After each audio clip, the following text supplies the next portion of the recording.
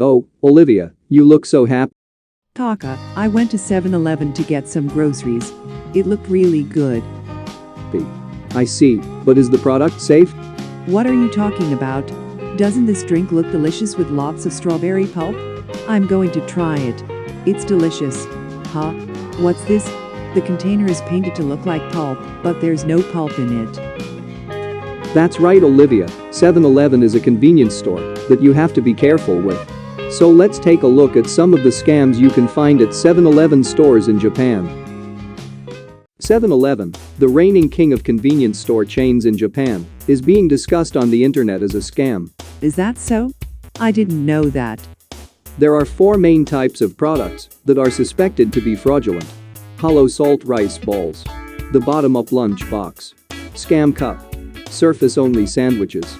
Olivia's drink was the third type of scam cup. Oh, I'm so angry. Let's check them out one by one. First, let's look at the hollow salt rice ball. I love Japanese rice balls. I especially like the salmon onigiri and the tuna mayonnaise onigiri.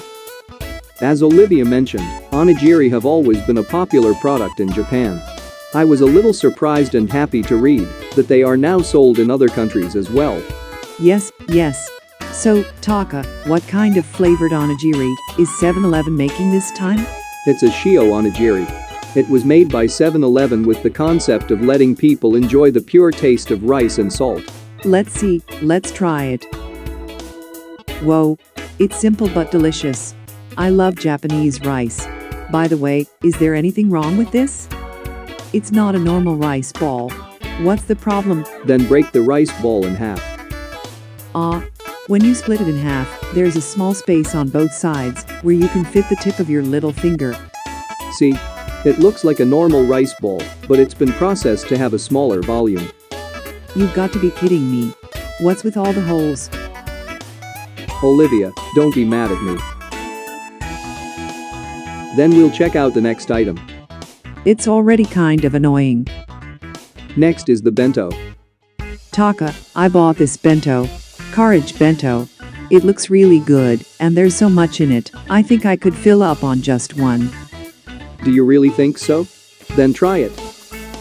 It's delicious. That's 7-Eleven. Huh? What is this? What's with this mysterious slope? It's like a slide, isn't it? You want me to roll fried chicken down the slope?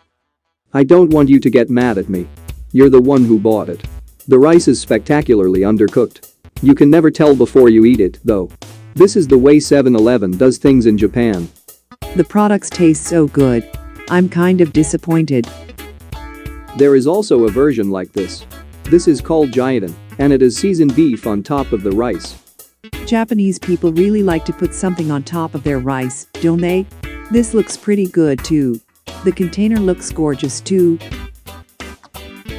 Taka, let me check the back of the bento container just to be sure. Well, this isn't a slide like the other one. What's wrong, a trick? There's a trick to this bento. What kind of trick? Actually, there are two containers. There is a small gap between the first container and the second one, so the amount of contents is smaller than it looks. What the heck is wrong with 7-Eleven in Japan? All they care about is cheating their customers? It's terrible. I feel the same way. Then it's Con Cup next. You mean the drink I just bought, right? It still pisses me off. Why did you have to be so sneaky? I don't need you to tell me that. Anyway, let's check out the other scam cup products. First up is this banana drink. Now, there's nothing sneaky about this one, is there? There's a lot of juice in it, and there's no pulp printed on it. Now turn it upside down. Like this? What is this? You've got to be kidding me. It looks like there's a lot of stuff in there, but there's actually not much. That's right, Olivia. They painted the top of the cup the same color as the product to make it look like there's a lot in it. It's a little too much. Here's another one. It looks delicious. There's a lot of chocolate in the bottom of the cup. And if you turn it upside down. I thought it might be. Don't be silly. It's not just a print. Why does this company keep doing this? I'm sure they'll get complaints from consumers. I would have thought that a world-famous convenience store would have a way to make sure that no one would complain, but I guess not. To be honest, I've been disappointed many times already today.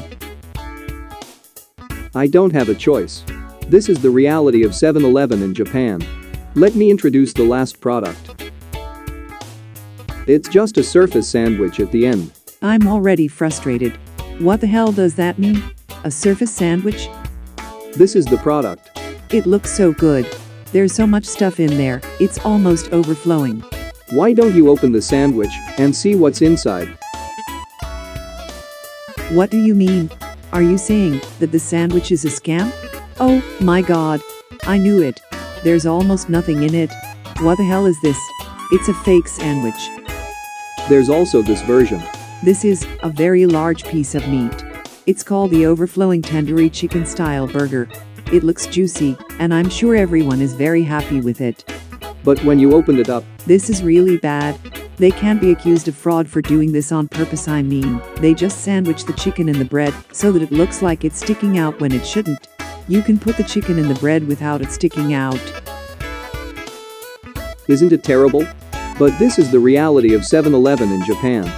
They only look good on the outside, but the inside is actually full of problems. I think it's just like what's happening in Japan today. Although I have introduced quite a variety of products in this article, there are actually many more fraudulent products in 7-Eleven stores in Japan. There is a reason why 7-Eleven uses such malicious methods to make their products look bigger than they are. What kind of reason? If you don't listen to consumers, you might get hurt one day, and you might not be able to keep up with your social life properly. Actually, the biggest problem is that it's difficult to raise the prices of products. What do you mean by that? In Japan, there are many products whose prices have been kept unchanged since about 2000 to the present.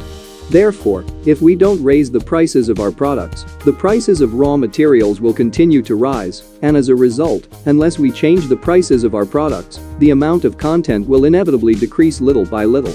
Huh? I don't understand. Why don't you just raise the price instead of doing that? It's not that easy. There is a balance with competitors. As a result, the market is flooded with lunchboxes and drinks with fraudulent products like this. It's too pathetic to say anything. The taste is good, so why don't they just raise the price and sell it with confidence? Isn't it only Japan? Isn't Japan the only country that doesn't change the prices of its products like this? Normally, prices would go up as the economy develops. Well, you're right. It's a problem.